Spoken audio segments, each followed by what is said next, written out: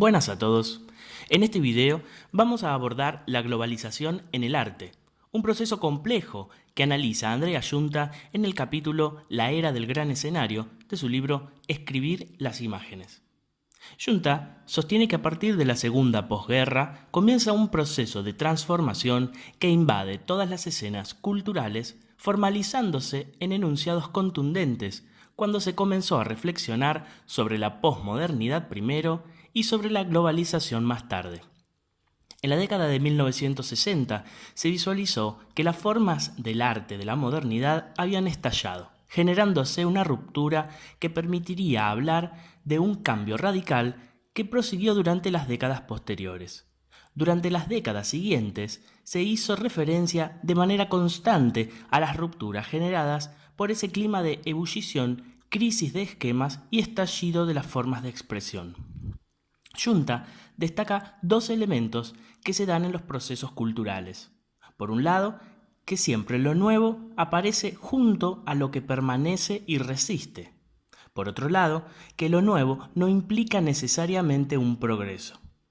Para comprender el proceso de globalización es necesario primero comprender que en las primeras décadas del siglo XX se comienza a hablar de internacionalismo en las ideas de izquierda en oposición al nacionalismo.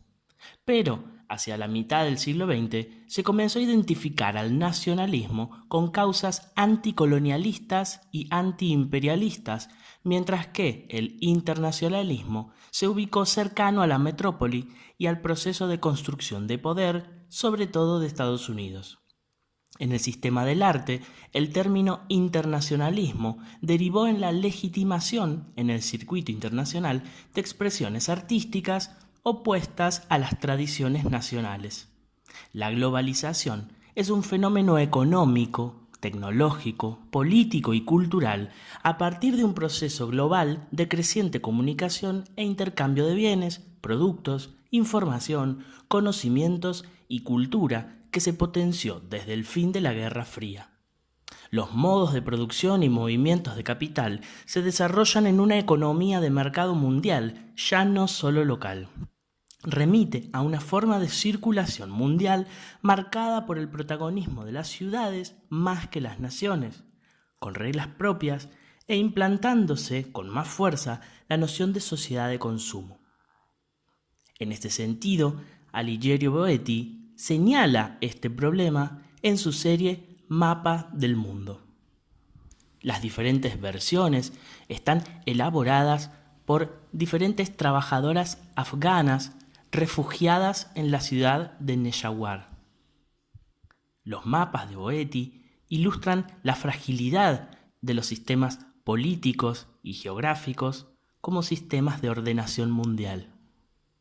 Esa sensación de malestar geopolítico se subraya por el hecho de que quienes bordan los mapas fueron refugiadas, exiliadas, cuando la Unión Soviética invadió su país. La obra habla del doble impacto de la globalización en el arte. Los artistas son producto y son observadores de la nueva realidad mundial. Las producciones realizadas por Yukinori Yanagi con hormigas y arena coloreada señala también estas problemáticas y los desbordes de esos límites políticos. Así como el internacionalismo de los años 50 y 60 no significó un intercambio igualitario de producciones artísticas entre los países centrales y la periferia emergente, tampoco la globalización desde la década de 1990 hasta nuestros días implica una circulación democrática de las producciones culturales que se consideran de la misma jerarquía. Gerardo Mosquera sostiene que para los centros de poder, el arte de las otras culturas debe ser original, pero construir su otredad en un sistema en el que pueda ser aceptado por un centro ávido de neoexotismo digerible. De la misma manera que la crisis del paradigma tradicional produjo una serie de transformaciones en la producción artística, la globalización profundizó modificaciones en distintos aspectos del sistema del arte. Por un lado, la circulación y legitimación de las producciones, y por el otro, la figura del artista, tanto en su formación como en sus modos de producción. Comenzaremos analizando los cambios en la circulación y la legitimación. Las ciudades son espacios privilegiados de intercambios culturales que en la escena artística da como resultado la bienalización del arte. Este proceso implica la multiplicación de espacios artísticos que se celebran periódicamente en diferentes ciudades como Venecia, Sao Paulo, Estambul, Sydney o Liverpool. Las bienales son grandes escenarios del arte, plataformas temporarias donde cobra protagonismo la figura del curador deslocalizado, aunque exista por detrás una red de diplomacia. El poder de los curadores genera una articulación del circuito del arte global que lleva a la homogeneización del arte que circula en la escena internacional. Existe así una repetición de artistas y la agenda plantea temas recurrentes como identidades, referidas a etnias, géneros o clase, fronteras entre países, entre culturas, entre sexos, instituciones, museos, estados, corporaciones, memorias, monumentos, archivos y progreso, crítica de los modelos y sistemas. Desde su origen, con la Bienal de Venecia en 1895, estos encuentros fueron pensados como formas de celebración y como mecanismos de poder que construían una escena efímera pero grandilocuente para el arte internacional. Surgen luego la Bienal de Sao Paulo en 1951, Documenta en Kassel, Alemania, en 1955, Sydney en 1973 y La Habana en 1984. Llaman la atención de los medios masivos y son formas de intervención más poderosas que las exhibiciones en los museos.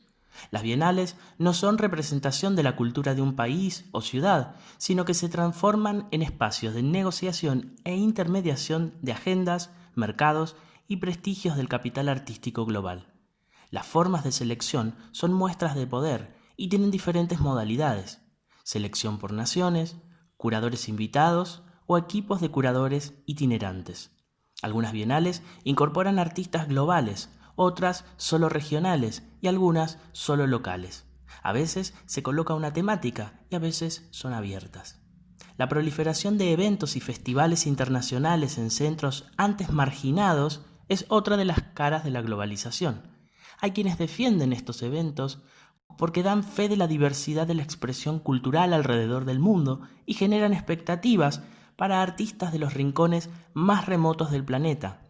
Pero también hay detractores que manifiestan que se propicia la síntesis de las culturas, una suerte de homogeneización y abandono de la idea de diferencia o tradición cultural.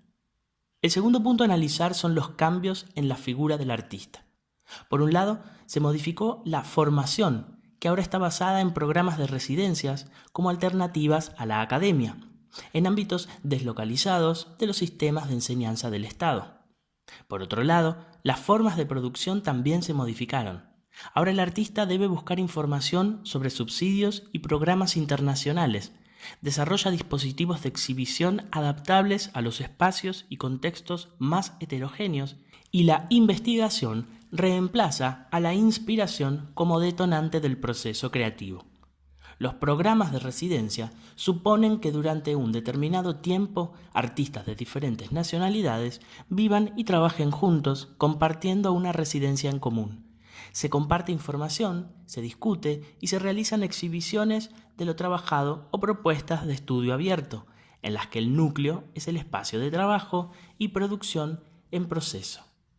Junta plantea que la figura del artista es un migrante, cuyo viaje genera la capacidad de articular su obra en distintos contextos. La pregunta que surge es cómo transportar la producción en esta circunstancia, pues no es necesario. Se arma en el lugar con materiales propios del sitio, la modalidad de obra denominada site-specific. El armado, entonces, sustituye a las formas. Videos, instalaciones e intervenciones son las estructuras más funcionales a estos fines. La instalación, según Junta, se transformó en la forma más propicia y adecuada de dar cuenta de la crisis de la modernidad contenida en la crítica posmoderna. Es una crítica antinormativa y anticanónica que pretende poner en jaque todos los presupuestos del arte y el sistema social que hace posible tal estatuto artístico. Posee un poder subversivo por ser más eficaz para intervenir en un orden dado. De acuerdo al concepto y contexto que aborde el artista, las instalaciones pueden presentarse en cualquier espacio y ser realizadas por los más variados materiales, medios físicos, visuales o sonoros. Incluso en muchas ocasiones son acompañadas por otras disciplinas artísticas como la fotografía, el videoarte o la performance. Por sus características físicas, las instalaciones en varias ocasiones tienen un carácter temporal o efímero, ya que se realizan especialmente para un sitio en un determinado tiempo de exhibición, aunque en la actualidad algunas son trasladadas a otros espacios o inclusive vendidas a coleccionistas. Kai Guoqiang es un ejemplo del uso de esta modalidad a través de obras que se han instalado alrededor del mundo. Su obra se inscribe en el campo de la instalación a gran escala, que genera un fuerte impacto en el espectador.